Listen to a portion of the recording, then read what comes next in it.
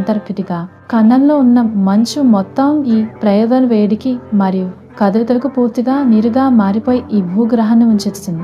అప్పుడు మనిషి భూమిపై ఎలా నివసిస్తారు? అందుకే ఈ సముద్ర గృహాలను మనిషి యొక్క తదుపరి అధ్యాయం కోసం ఒక బ్లూ ప్రింట్ పరీక్షించాలి.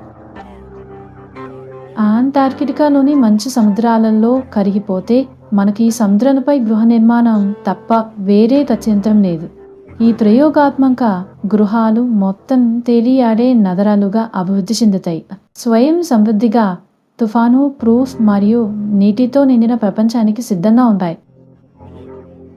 తుఫాను నిరోధక వేదికల నుండి డాల్ఫిన్ సురక్షిత అడ్డంకుల వరకు సముద్రంలో ఇళ్ల నిర్మాణం ఆవిష్కరణ యొక్క సరిహద్దులను నెట్టివేస్తుంది. ఇది ఒక సాహసోపేతమైన ప్రయోగం. భవిష్యత్తు ఎలా ఉన్నా మనం ఎలా జీవిస్తామో అనే దానికి